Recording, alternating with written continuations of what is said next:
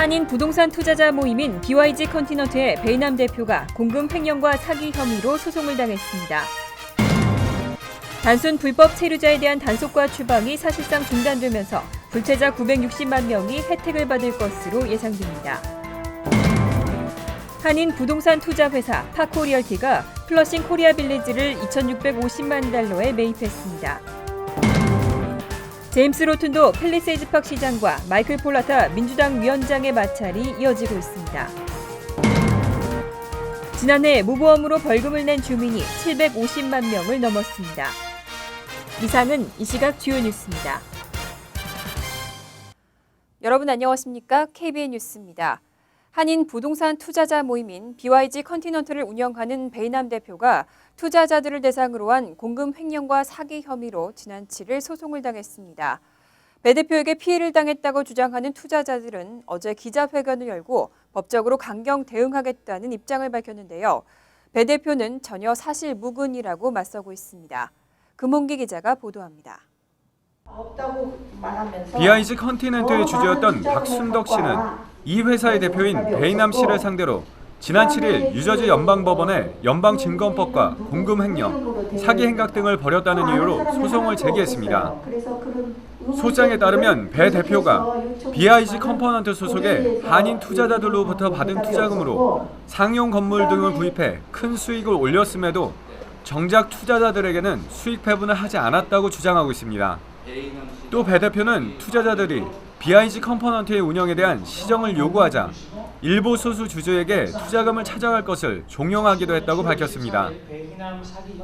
계속해서 투자금을 또 모으고 그 발생한 이익에 대해서 나누지 않고 본인의 이익만을 위해서 다 가져갔습니다. 이런 것들이 아직도 이주 한인 사회에 계속되고 있고. 그 간단한 내용은 그겁니다. 이 토로 이 사건이 남의 돈을 써가지고 자기 프로핏 한 거예요. 하지만 배 대표는 박 씨의 주장에 대해 전혀 사실 무근이라는 입장입니다. 배 대표는 피해를 주장하는 박 씨의 투자금은 한 주식에 5천 달러 하는 BYG 컨티넨트의 주식 5주로 총 금액이 2만 5천 달러에 불과하다면서 다른 투자자들과 마찬가지로 투자금에 대해 매년 5%의 이자를 지급했다고 강조했습니다. 또 배 대표는 박 씨가 이미 투자금을 모두 회수해간 상황에서 이런 소송을 제기했다는 게 이해가 되질 않는다며 자신도 명예훼손 등 법률적인 절차를 고려 중이라고 밝혔습니다. 갑자기 하루아침에 사기친 소리를 듣게 됐으니까 그 명예를 다시 회복하고 싶은 그런 건데 어떤 조치를 해야 될지 하는 거는 우리 이 일이 끝난 다음에 로여들하고 상의를 할 거예요. 투자자였던 박 씨와 배 대표 간의 양측 주장이 첨예하게 대립하고 있는 가운데 법원은 누구의 손을 들어줄지 관심이 모아지고 있습니다. KBN 뉴스 금홍기입니다.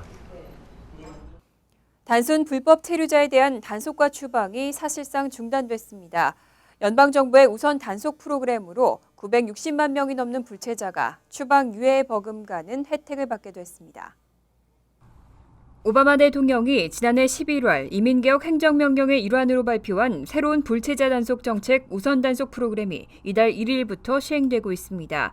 워싱턴 DC의 싱크탱크인 이민정책연구소는 우선 단속 프로그램에 따라 961만 명의 불체자가 추방 유예 버금가는 혜택을 받을 것으로 예상하고 있습니다. 우선 단속 프로그램은 불체자 가운데 중범죄로 유죄 판결을 받거나 중대한 경범죄로 체포된 자, 미입국자 등 이민법원으로부터 추방 판결을 받은 사람을 위주로 추방시킨다는 내용입니다. 현재 미국 내 불체자는 1,100만 명으로 추산되고 있으며 전체 12.6%에 해당하는 139만 명이 추방 대상, 특히 이 가운데 중범죄자 30만 명이 1급 추방 대상으로 분류됩니다. 중대 경범죄자와 2014년 1월 이후 미입국자는 2급 추방 대상이고 2014년 1월 이후 추방 판결을 받은 자는 3급으로 간주됩니다.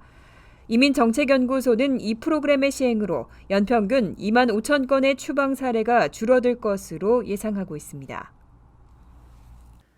한인 부동산 투자 회사 파코리얼티가 플러싱에 있는 코리아 빌리지를 매입했습니다. 미주 한국일보 회장이기도 한 파코리얼티사의 CEO 장재민 씨는 2,650만 달러의 코리아 빌리지를 매입했습니다.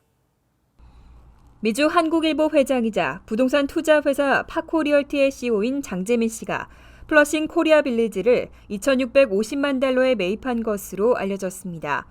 장 씨는 22일 코리아 빌리지 전 소유주인 중국계 투자회사 M2 프로퍼티와 매매 계약 클로징을 마친 것으로 확인됐습니다.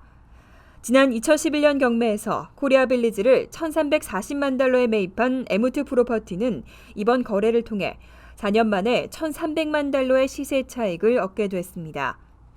한편 온라인 부동산 전문 업체 리얼티닷컴은 장 씨가 CEO로 있는 파코 리얼티가 퀸즈 플라자 인근에 있던 옛 뉴욕 한국일보 본사 건물을 지난 6월 부동산 개발 회사 사이몬 더신스키스 랩스키 그룹에 3,900만 달러에 매각했다고 보도했습니다. 랩스키 그룹은 이 부지에 15층짜리 99가구의 아파트 건물을 건설할 계획으로 알려졌습니다. 뉴욕 총영사관이 본격적인 재외선거 준비에 돌입했습니다.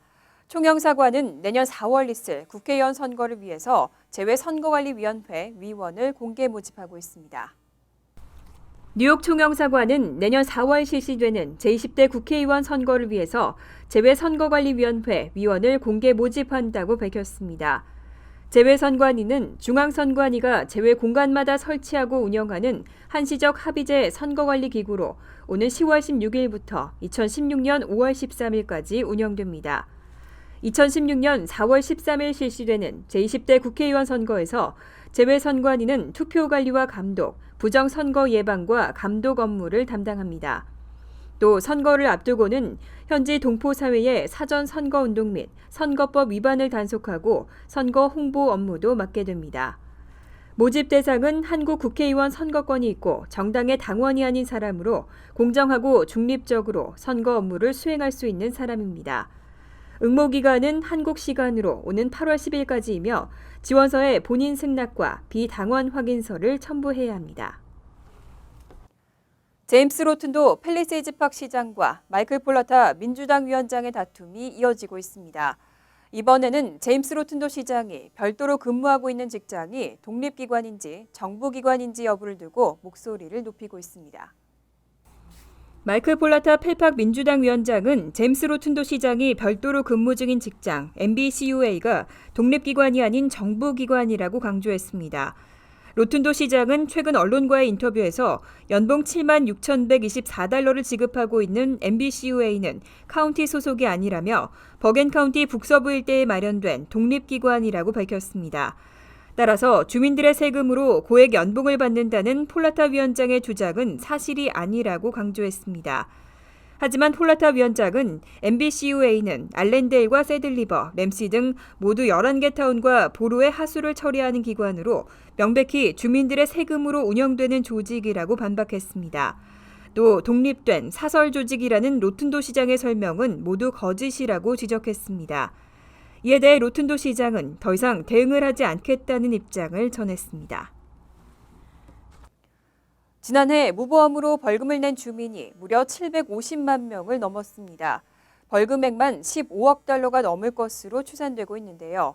올해 보험 미가입자 벌금은 1인당 325달러를 넘게 됩니다. 연방국세청은 지난 2014년 1월 1일부터 12월 31일까지 무보험으로 벌금을 납부한 주민이 750만 명을 넘어섰다고 밝혔습니다. IRS가 올 1월 벌금 납부자 규모가 600만 명 이하가 될 것이라고 예상했던 것보다 훨씬 큰 규모입니다. IRS가 오바마케어 미가입 벌금으로 거둔 총액 규모는 15억 달러가 넘을 것으로 예상되고 있습니다.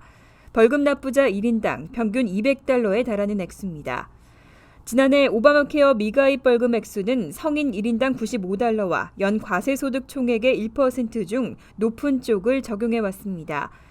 단 벌금 부과 대상자의 85%는 환불받을 세금에서 벌금을 공제하는 방식으로 실제 돈을 납부하지는 않은 것으로 조사됐습니다. 또 벌금 납부자 가운데 30만 명은 저소득층으로 메디케어 등을 통해 의료보험료를 면제받을 수 있었는데도 불구하고 보험 가입을 놓쳐 벌금을 부과받은 것으로 확인됐습니다. 한편 2015년도 오바마케어 미가입자 벌금은 1인당 325달러나 연 과세소득 총액의 2% 가운데 높은 쪽이 적용됩니다. 대한항공 땅콩 회항의 피해자 박창진 사무장이 조현아 전 부사장을 상대로 뉴욕에서 소송을 제기했습니다. 역시 김도희 승무원과 마찬가지로 징벌적 손해배상 청구 소송인데요. 배상 규모가 무려 500억에서 600억 원이 될 거라는 전망이 나왔습니다. 대한항공 측 대리인인 법무법인 화우 관계자는 박 사무장이 23일 뉴욕에서 조 전 부사장을 상대로 손해배상 청구 소송을 제기했다고 밝혔습니다. 소장에는 손해배상 금액이 명시되지 않았지만 지난 3월 같은 법원에 소송을 제기한 김도희 승무원과 같은 징벌적 손해배상을 요구한 상태라고 전했습니다. 박 사무장이 뉴욕에서 소송을 제기한 것은 한국과 달리 미국 법원에는 징벌적 배상 제도가 있어서 거액의 배상이 가능하기 때문인 것으로 풀이되고 있습니다. 법조계에서는 이번 손해배상 규모가 500억에서 600억 원 수준이 될 것으로 예상하고 있습니다. 박 사무장은 이번 소송에서 조 전 부사장 개인을 상대로 소송을 제기한 것으로 알려졌습니다. 한편 조 전 부사장 측은 앞서 지난 14일 김도희 승무원이 같은 법원에 제기한 손해배상 청구 소송에 대해 관할법상 소송을 미국에서 진행하는 것이 적절하지 않다고 각하를 주장했습니다. 박 사무장의 소송권도 각하를 주장할 계획으로 전해졌습니다. 뉴욕시가 메트로폴리탄 교통공사의 예산 부족 문제 해결을 위해서 골머리를 앓고 있습니다. 여러 가지 방안을 내놨는데 특히 이스트리버 무료 다리에 통행료를 부과하고 교통 혼잡세를 징수하는 방안을 검토하고 있습니다. 앤서니 쇼리스 수석 부시장은 22일 MTA에 서한을 보내고 148억 달러에 달하는 MTA 예산 부족분을 충당하기 위해 다양한 방안을 강구 중이라고 밝혔습니다. 특히 이스트리버 무료 다리에 통행료를 부과하고 교통 혼잡세를 징수하는 무브 뉴욕의 시행이 검토 중인 것으로 알려졌습니다.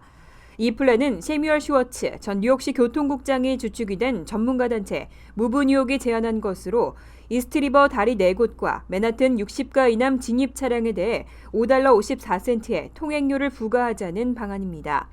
무브 뉴욕 단체는 이 방안으로 연간 약 10억 달러의 추가 수익을 거둘 수 있을 것으로 전망하고 있습니다.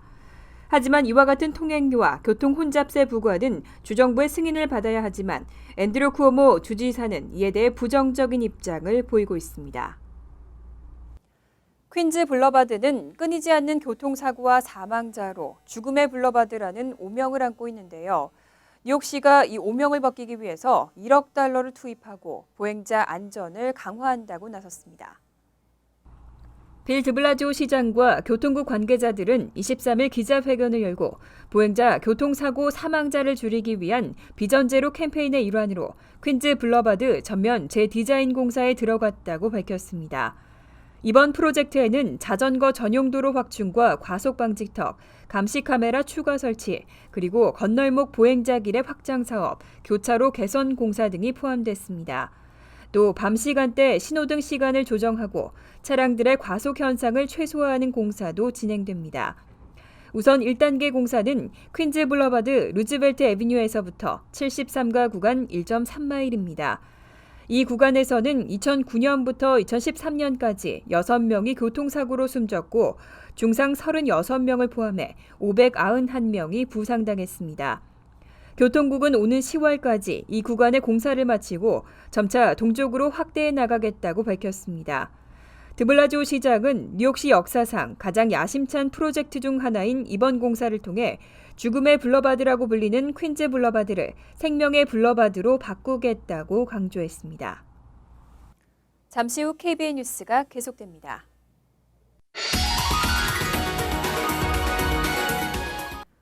이어서 LA 지역 한인사회 소식입니다. LA 스페셜 올림픽이 드디어 내일로 다가왔습니다.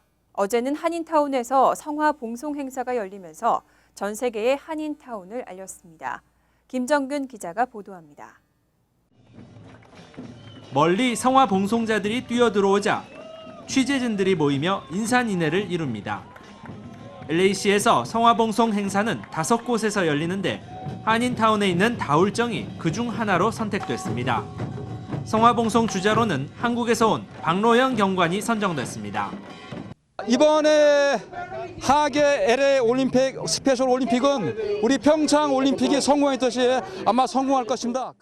스페셜 올림픽은 1981년부터 전 세계 경찰들의 후원이 꾸준히 이어지고 있습니다. 세계 곳곳에 있는 경찰들이 현재까지 5억 달러를 모아 기부했고 LAPD는 매년 마라톤 행사를 통해 모인 기금을 기부하고 있습니다. Last year, law enforcement raised over $50 million worldwide. 존 F 케네디 대통령의 여동생 고 유니스 케네디의 제안으로 1968년 시작된 스페셜 올림픽은 1975년부터 4년마다 열리고 있습니다. 지적 발달 장애인의 운동 능력과 사회 적응력을 높이는 것이 목적입니다. 올림픽 그리고 장애인 올림픽과 더불어 국제올림픽위원회에서 인정하는 3대 올림픽으로 이번 대회 기간 동안에만 전 세계 50만 명이 방문할 예정입니다.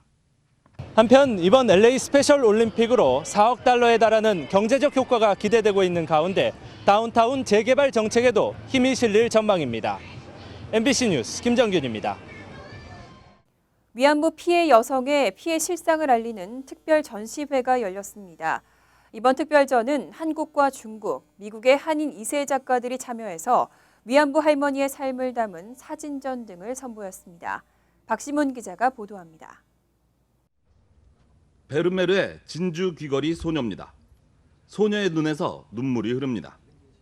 위안부 소녀들의 아픔을 디지털화시켜 눈물로 표현합니다. 오는 30일 글렌데일시 위안부의 날에 앞서 열린 특별 전시회의 한 작품입니다. Do the Right Thing이라는 주제로 열린 이번 전시회는 한국과 중국 그리고 한인 2세 등 유명 작가들의 작품을 소녀상이 있는 중앙도서관에 전시했습니다. Let's stop violence against women, not only in war, but in our everyday lives. And I want to see the Japanese government do the right thing. 이번 전시회에 참여한 한인 2세 사진 작가는 한국으로 직접 건너가 위안부 할머니를 만나 찍은 사진을 전시하기도 했습니다. 약자를 괴롭히는 강자와 거짓말을 하면 코가 커지는 피노키오까지 일제시대의 만행을 풍자하는 그림들도 있습니다. Really surprised me because I hadn't heard that before.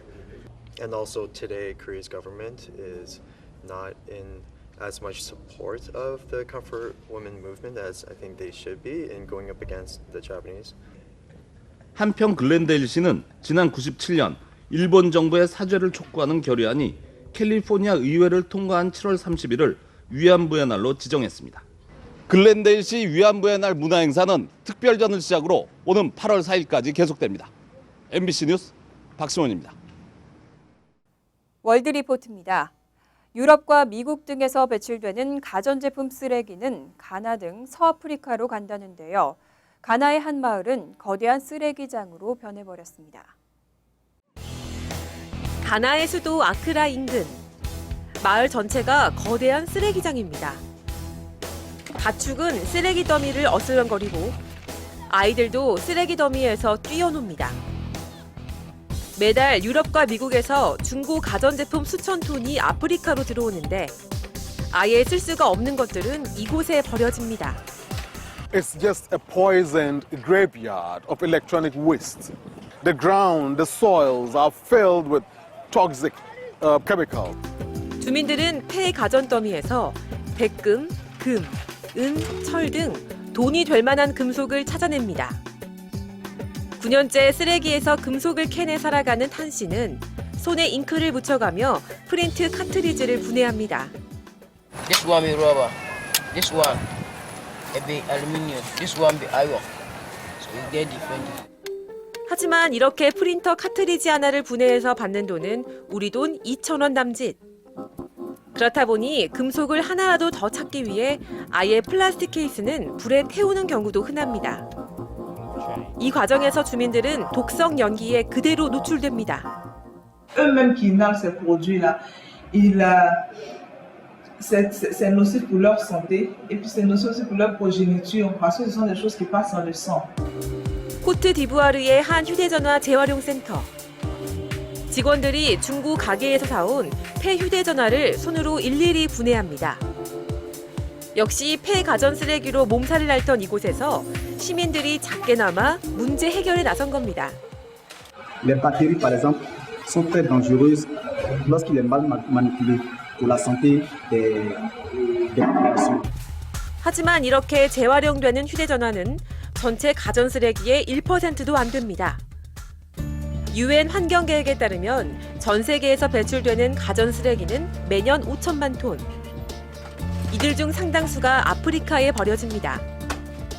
이미 폐가전의 무덤으로 변한 마을들에는 뾰족한 해결책 없이 하루하루 더 많은 쓰레기가 쌓이고 있습니다. 간추린 소식입니다. 뉴욕시경이 시민들에게 불편이나 위해를 가하는 노숙자들과 불법 노점상을 집중 단속하겠다고 밝혔습니다. 빌 브랜튼 시경국장은 노숙자들이 시민들에게 신체적 접촉을 하고 돈을 강요하는 행위는 불법이라며 단속 대상이라고 강조했습니다. 이를 위해 뉴욕시경은 400여 명의 경찰관을 투입하고 타임스퀘어와 버스 터미널 부근에서 집중 단속을 벌이겠다고 밝혔습니다. 뉴욕시 정부는 최근 폭염으로 전력 수요가 크게 늘어 곳곳에서 정전이 발생하면서 전력 낭비 업소를 엄중히 단속하겠다고 밝혔습니다. 뉴욕시는 영업장 면적이 4,000 스퀘어피트 이상이거나 그보다 작아도 5개 이상의 지점을 갖고 있는 업소들을 대상으로 에어컨 작동 중 문을 열고 영업하면 과태료를 부과합니다. 처음 적발 시에는 경고장을 받지만 18개월 내에 재적발되면 열린 출입문 개수마다 $200의 벌금이 부과됩니다. 퀸즈 이스트 엘머스트부터 롱아일랜드 뉴 하이드파크까지 이어지는 그랜드 센트럴 파크웨이 일부 도로가 재포장됩니다. 토니 아벨라 뉴욕주 상원 의원은 최근 뉴욕시 교통국이 $300만 투입하고 2016년 여름부터 도로를 재포장하는 계획을 승인했다고 밝혔습니다. 뉴욕시와 주교통국은 해당 도로에 대한 조사를 마치고 1년 후 재포장 작업을 시작할 계획입니다. 플러싱 경제환경 개선지구가 오는 8월 1일 메인스트리트 선상 40로드부터 프린스 스트리트 구간에서 플러싱 스트리트 페스티벌을 개최합니다. 지난해에 이어 올해 두 번째로 열리는 행사에는 지난해보다 2배가량 늘어난 100여 개의 업체에서 부스를 마련하고 다양한 음식과 볼거리 등을 선사할 계획입니다. 또 태권도와 부채춤 등의 공연도 준비됐습니다. 환율과 증권 소식입니다.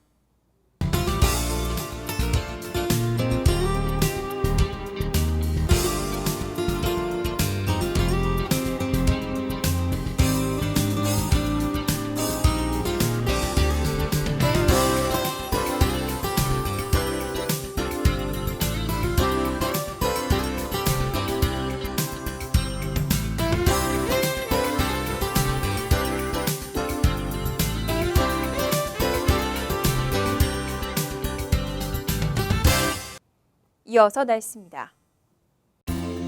토요일은 화창하겠지만 밤늦게는 소나기 오는 곳이 있겠습니다. 낮 최고 기온은 86도, 섭씨 30도, 밤 최저 기온은 71도, 섭씨 22도로 예상됩니다. 일요일은 덥고 습도가 높은 가운데 오후 한때는 천둥 번개나 소나기가 오겠습니다. 월요일도 덥고 습한 날씨에 가끔 천둥 번개나 소나기가 예상됩니다.